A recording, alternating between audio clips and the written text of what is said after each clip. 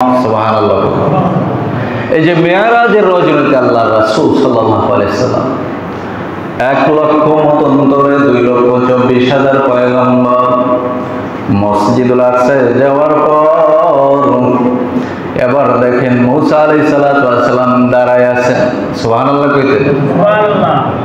ঈসা আলাইহিস সালাম দাঁড়ায় আছেন, ইব্রাহিম খলিলুল্লাহ দাঁড়ায় আছেন। 1,24,000 পয়গম্বর নামাজের জন্য কাতারবন্দি হয়ে আছেন। কে নামাজের ইমামতি করবে? জিবরাইল আলাইহিস সালাম ডাক দিয়ে বলেন, ইয়া রাসূলুল্লাহ, ইয়া হাবিবাল্লাহ, আজকের এই নবীদের নামাজের ইমামতি করবেন আপনি। বিশ্বনবী সাল্লাল্লাহু আলাইহি সাল্লাম তাদেরকে নিয়ে 2 রাকাত নামাজ আদায় করলেন। জোরে বলুন সুবহানাল্লাহ। তাহলে আল্লাহ রাসূল খাতামুন নবিয়্যিন সাইয়্যিদুল মুরসালিন, তিনি সমস্ত নবীদের সরদার, ঠিক না বেঠিক? শেষ নবী। তাহলে তিনি ইমামতি করছেন কি করেন নাই? তাহলে ইমামতি নবীওয়ালা কাজ, ঠিক না বেঠিক?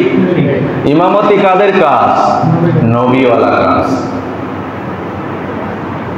ভাইয়ের আমার, আল্লাহ রাসূল সাল্লাল্লাহু আলাইহি সাল্লাম যতদিন ছিলেন মক্কা মদিনা রাষ্ট্রের প্রধান ছিলেন এবং উনি মসজিদে নববতী জামাতে নামাজের ইমামতি করছেন মৃত্যুর আগ দিন পর্যন্ত। সুবহানাল্লাহ বলেন। তাহলে ইমাম নিয়ে তুচ্ছ তাচ্ছিল্য করা যাবে? কথা কয় না, যাবে? অনেকে দি কয় যার কোনো নাই গতি হেই করে নাকি ইমামতি, আছে না নাই? এই কথা বললে ইমাম থাকে না। কথা বলেন, ইমাম থাকে? আমরা কি পারি না অন্য লাইনে? এখানে ধরেন 10,000 টাকা হাদিয়া দেন, আলহামদুলিল্লাহ। কিন্তু আমরা যদি চাই, আমি যদি অটো চালাই 30,000 টাকা কামান যায় মাস, ঠিক না বেশি? কথা কয় না। আমি যদি অন্য যে কোনো লাইনে যাই 20-30,000 টাকা নেই কামান যায়, তাও এই লাইনে আছি কেন? ইমাম আমল ধরে রাখার জন্য। এই লাইনে আছি কেন? দিনের প্রসার করার জন্য, দিনের খাদেম হওয়ার জন্য, ঠিক না বেশি? তো এমন মানুষদের যদি আপনারা সম্মান ইজ্জত করেন, আল্লাহ খুশি না বেজার? আল্লাহ রাসূল খুশি না বেজার?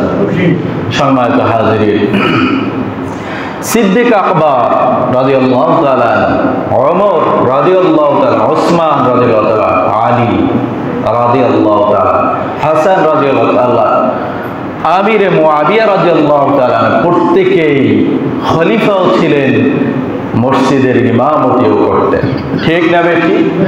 তাহলে ইমামের সম্মান অনেক বেশি না কম? সম্মানিত হাজিরিন, যুগশ্রেষ্ঠ ইমামগণ, মুহাদ্দিস মুফাসসিরগণ, ইমাম আবু হানিফা বলেন, শাফি বলেন, মালিক হাম্বলি বলেন, মুহাদ্দিস আল-ফিসানি বলেন, ইবনে তাইমিয়া বলেন, বড় বড় যত ইমাম, ফিকহের ইমাম, হাদিসের ইমাম, সবাই মসজিদেরও ইমাম ছিলেন কি ছিলেন না? তাইলে যেহেতু এটা একটা সম্মানিত পেশা, যেই হোক, সে যদি আলাদা ব্যক্তিও হয়, তার সম্মান ইজ্জত দেওয়ার প্রয়োজন আছে।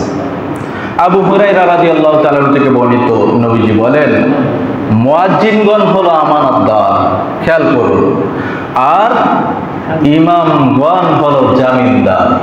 আপনার নামাজের জামিন কে নিয়েছেন? কথা বলেন, কে নিয়েছেন? ইমাম।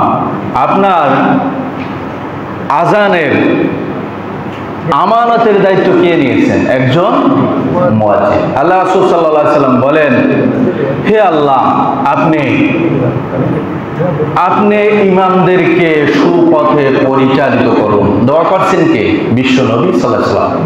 এবং বললেন, হে আল্লাহ, আপনি মুয়াজ্জিনদের জীবনের গুনাহ খাতা ক্ষমা করে দেন। সুবহানাল্লাহ। তারগীব হাদিস নাম্বার 369। ভাইরা আমার, ইমাম একজন দায়িত্বশীল। আল্লাহ রাসূল বলেন, তাই নামাজে ইমাম যা করবে তোমরা তাই করবে, তার অনুসরণ করবে। তাহলে ইমাম যা করবে তাই অনুসরণ করতে হবে, ইমামের আগে না পরে? কথা কয় না, আগে না পরে? কিন্তু অনেক মুসল্লি ভাইদেরকে বোঝা যায়। এবার প্রশ্ন করবেন, হুজুর আপনি পিছনে দেখলেন কেমনে? বোঝা যায় না? ধরেন সামি আল্লাহু লিমান হামিদে কইছে, অনেকে ফস কইরা সেজদায় চলে গেছে। সেজদায় গেলে একটা আওয়াজ হয় কি না? আছে না নাই? এ নামাজ হবে এভাবে করলে? বলেন। আমি আসসালামু আলাইকুম বইলে ডান দিকে ফিরেছি, আর একজনের অনেক ভদ্রলোক মনে হয় বাম দিকে ফিরে সে মোবাইলটা নিয়ে, এর আগে সালাম শেষ হয় নাই, আমি বাম দিকে সালাম ফিরানোর আগেই জামা গুছাইতেছে, মোবাইল দিয়ে পিছনে চলে যাইতেছে, মনে হয় নামাজ শেষ। কি অবস্থা ভাই, পাগল হয়ে গেছেন যে বাসায় যাওয়ার জন্য? নামাজ তো শেষ করতে দেবেন নাকি?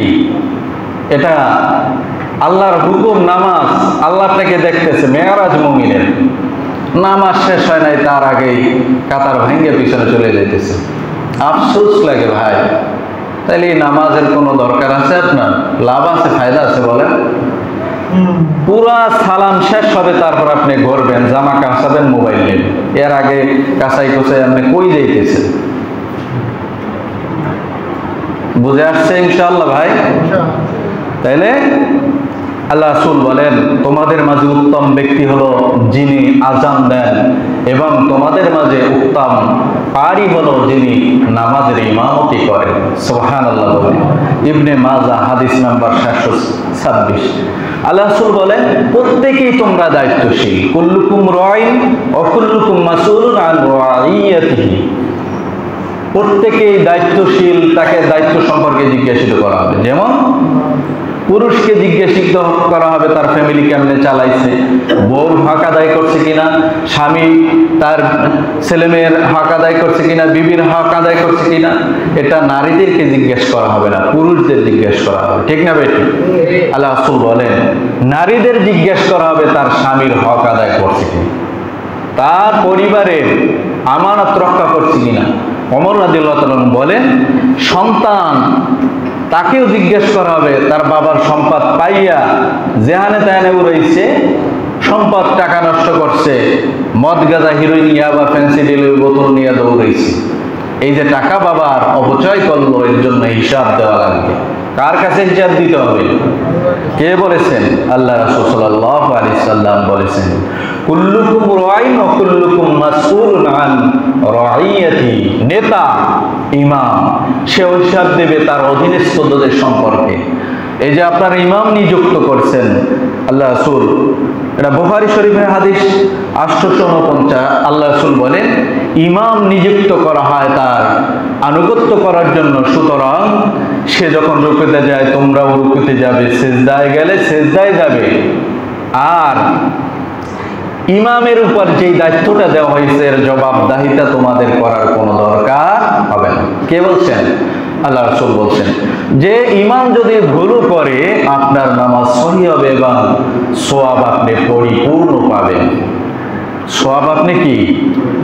কিন্তু ইমামের ত্রুটির জন্য ধরা খাবে কে? কথা কয় না, কে ধরা খাবে? ইমামকে জিজ্ঞাসিত করা হবে, আপনাকে জিজ্ঞাসা করা হবে।